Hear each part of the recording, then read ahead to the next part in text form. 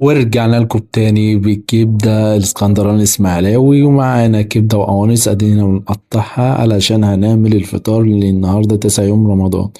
وجينا خرطنا شوية بصل علشان يبقى البصل هيدي ريحة وطعم حاجة تانية خالص. بس وانا بقشر البصل طبعا مش عاوز اقول لكم انا قعدت اعيط وادمع، وقمت مزود شوية زيت وحطيتهم على النار، وقلت اقلب بقى وابدأ نقلب لما لحد ما اصفرت شوية.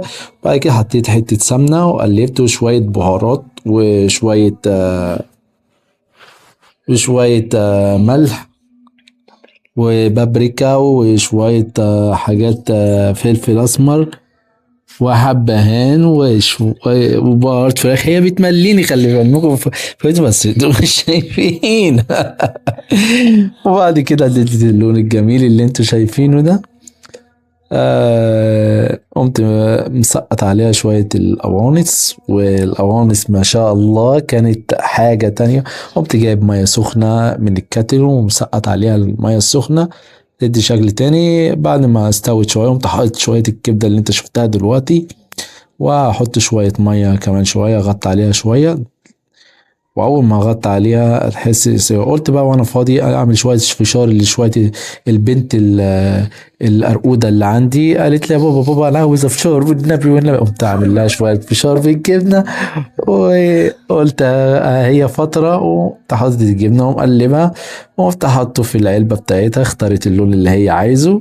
ورجعنا تاني للكبده بتاعتنا اسكندراني اسماعيلاوي، وقمت داخل على البطاطس. قلت لا ما فاضلش غير ربع ساعه على الاكل، فعلشان المغرب هيدنا قمت عامل البطاطس، وقلت لازم احط منديل على الطبق بعد ما اقلب البطاطس وتاخد شوية علشان تصفي الزيت منها.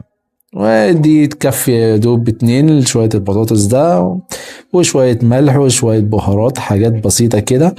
وده كان الشكل النهائي. عملنا رصينا الأكل شوية رز باقي من القديم، شوية خيار على شوية جرجير، والعيش كان مش متسخن على الكبدة. وادينا حضرنا اليوم بتاعنا الفطار اللي 9 يوم من رمضان، وكانت والله حاجة جميلة جدا. قمت جايب المخلل، وادي شكل الكبدة كانت شكلها حلو قوي،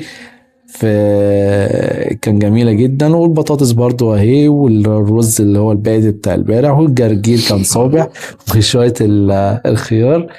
بس عايز اقول لك ما تنسوش دي الاكله بتاعتنا الجميله المفضله اسماعيلاوي اسكندراني ميكس. بقى عاوز اقول لك ما تنساش الاشتراك في القناه وسبسكرايب علشان يوصل لك الاكلات الجديده.